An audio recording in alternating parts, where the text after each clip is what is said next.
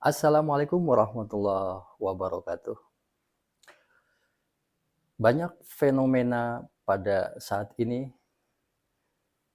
dari ekonomi, kesejahteraan, politik, bahkan dunia kesehatan. Dan yang sempat viral sejak Orde Baru hingga saat ini yaitu fenomena pengobatan.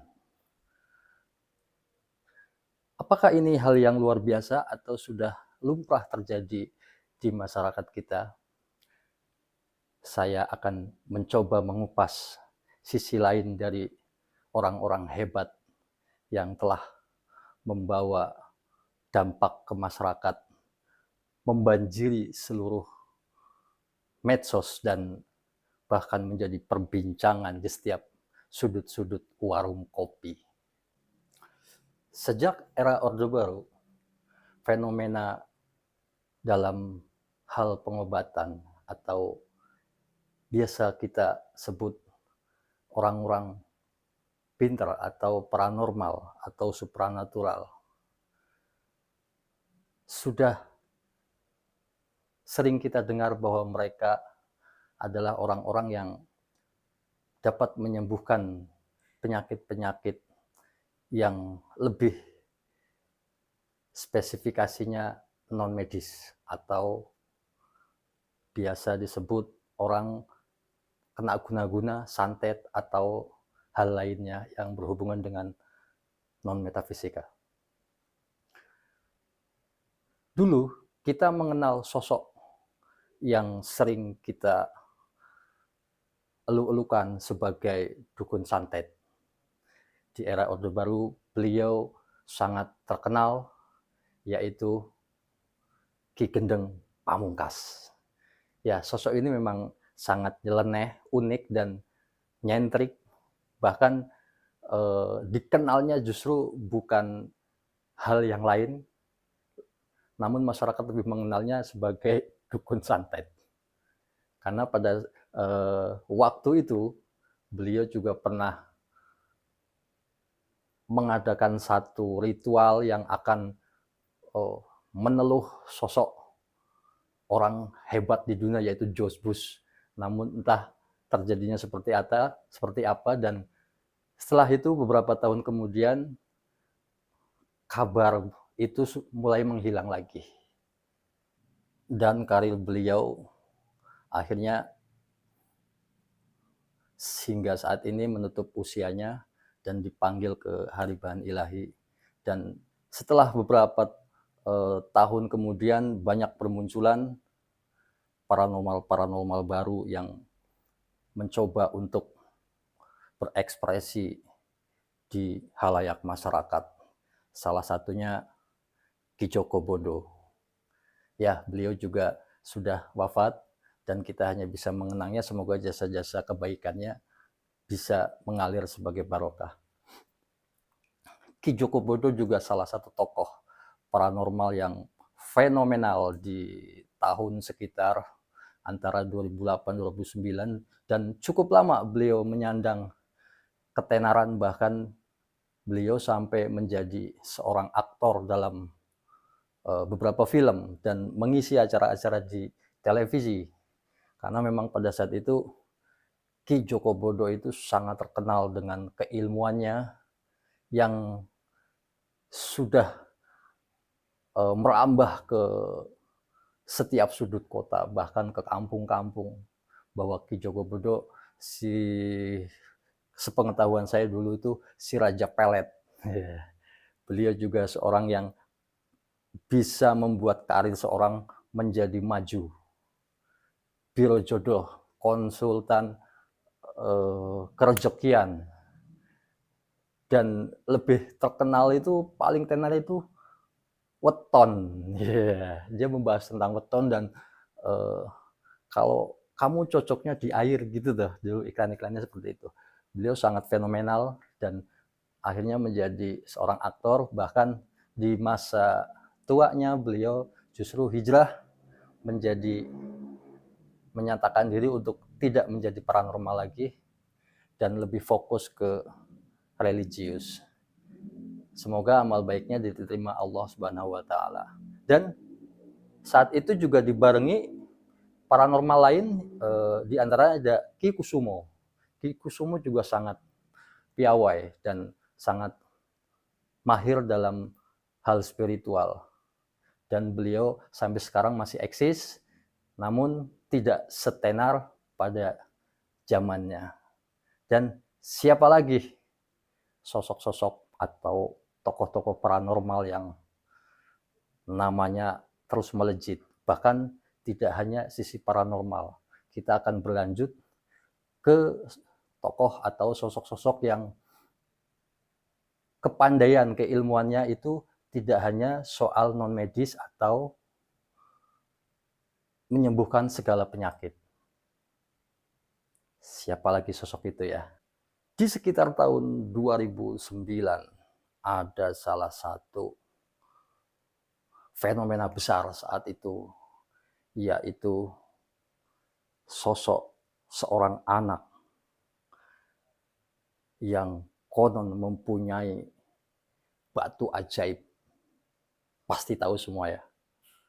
Konon dia mendapatkannya ketika dia sedang bermain di sawah lalu tersambar petir. Tetapi ada batu yang jatuh dari langit, lalu dia mengambilnya dan dibawa ke rumah, dan alhasil batu itu menjadi salah satu tuah sebagai media pengobatan. Dan saat itu pasiennya sangat membludak. Ingat ya, dulu itu Pok Nari itu digendong-gendong sambil mencelupkan batu dia ke air. Dan konon banyak orang yang disembuhkan oleh batu itu. Wallahu a'lam. Semua atas kehendak Allah. Mungkin bagi orang yang meyakininya, monggo lakukan.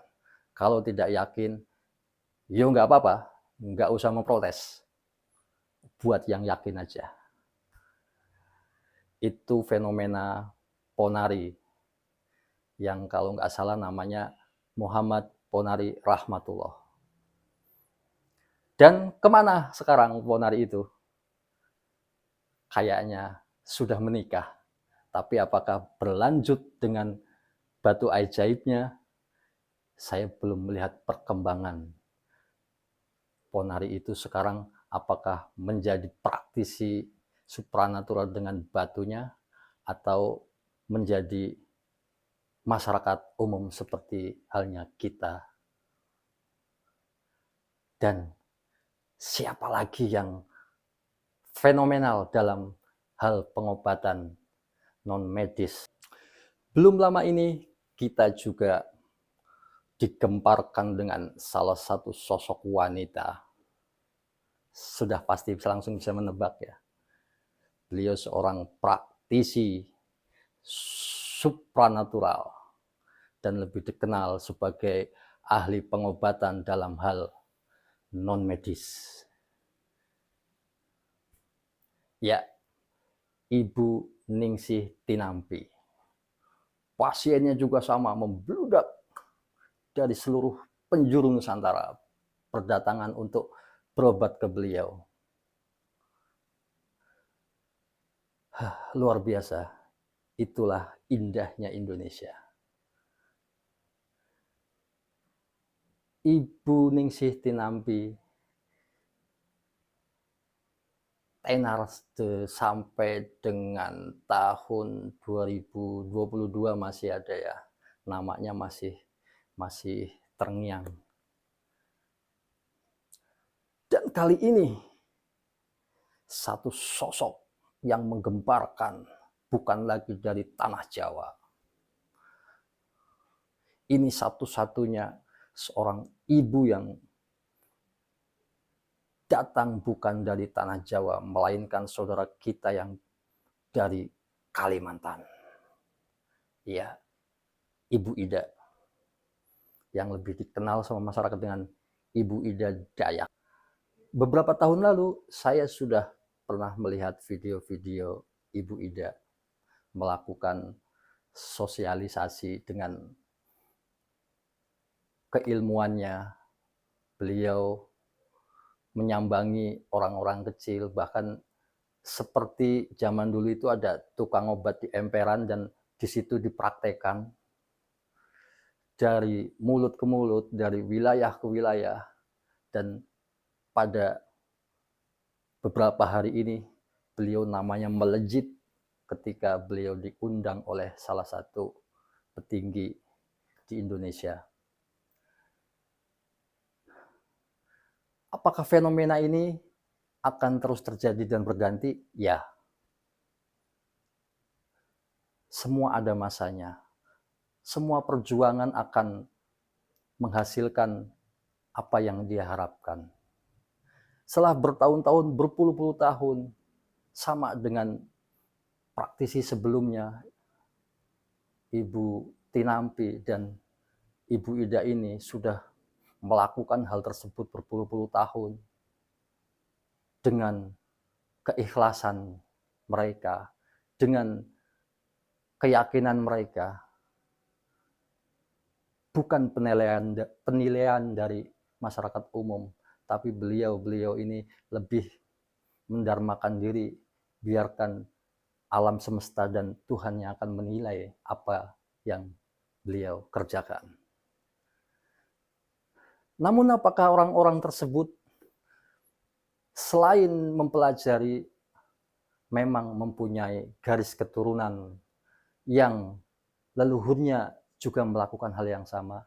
Ya, tentunya seseorang yang mempunyai keistimewaan tersendiri itu ada latar belakang yang mempengaruhi, bahkan disadari atau tidak menitis. Nah, apakah kali ini saya akan mencoba mengulik atau menerawang tentang leluhur Ibu Ida Dayak. Dulu di Ibu Tinampi saya juga sempat membahas, tapi bukan di channel saya, dan saya membuatkan satu sketsa tentang yang mendampingi atau membantu mengiringi beliau dalam hal pengobatan, itu pernah saya jelaskan. Tapi di channel Mata Langit kalau nggak salah ya, Mata Langit. Dan kali ini di channel saya sendiri, saya ingin sedikit melihat ke belakang tentang sisi lain atau di balik Ibu Ida Dayak ini, apakah beliau hanya dengan kepandiannya sendiri atau memang ada sosok lain yang membawa atau memberikan satu dorongan energi agar beliau tampil ke masyarakat untuk membantu dan menolong secara ikhlas. Nanti saya akan perlihatkan dan akan saya kupas tentang kehebatan Ibu Ida. Apakah hanya sekedar minyaknya yang ajaib atau memang pribadinya yang istimewa.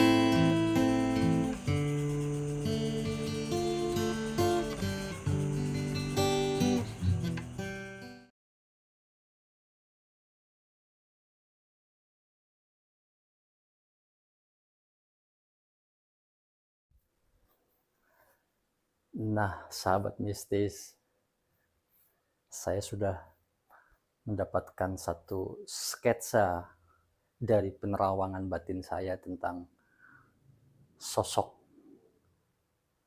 yang mendampingi atau membantu dari sisi lain seorang Ibu Ida Dayak. Sangat luar biasa. Saya mencoba menelusuri, walaupun sangat sulit, namun saya ada sedikit petunjuk-petunjuk yang membuka tabir dimensi lain dari sosok Ibu Ida.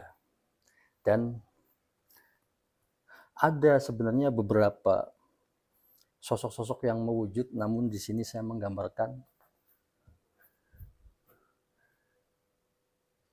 dua sosok yang lebih mendominasi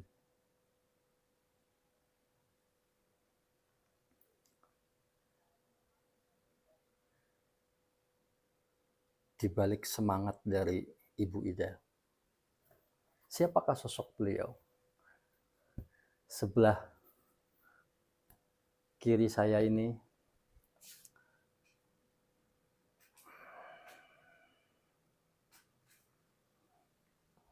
nah, di sini lebih jelas. Beliau ini adalah salah satu tokoh di masa lalu. Mungkin bukan kepala suku, tetapi orang yang sangat berpengaruh, dan bahkan pada saat itu kepala suku tertentu itu sangat mengagumi beliau. Karena juga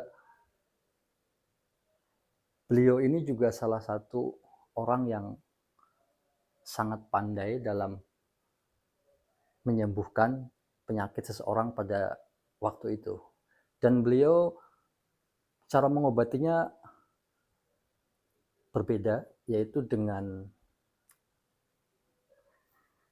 dia mengunyah sesuatu rempah-rempah ya yang beliau dapatkan sendiri dan menyembuhkan gitu tuh. Tiba-tiba orang yang disembuhkan itu merasakan ada kayak panas, kayak pokoknya langsung bereaksi pada saat itu. Dan keilmuan beliau menitis pada beberapa keturunannya sampai ke sini ke Ibu Ida, dan akan menitis lagi setelah Ibu Ida bisa jadi anaknya atau cucunya yang masih berkaitan dengan beliau-beliau ini. Dan sosok macan di sini adalah salah satu sosok khodam gaib, yaitu saya mendapatkan gambaran sosok khodam macan hitam yang berapi gitu. Ini mungkin bermakna bahwa sosok Ibu Ida itu harus gigih, semangat, dan terus berjuang membawa kebaikan, memberi apa yang dia mampu, menolong orang yang tidak mampu, dan akan terus dia jalani sebagai amanah yang sangat besar yang diturunkan dari nenek moyang beliau. Agak susah saya mau mengungkapnya, agak susah ya. Ya, sementara ini karena saya juga tiba-tiba kehabisan kalimat tentang mengulas tentang Ibu Ida ini. Kiranya mohon maaf jika ada yang salah. Wassalamualaikum warahmatullahi wabarakatuh.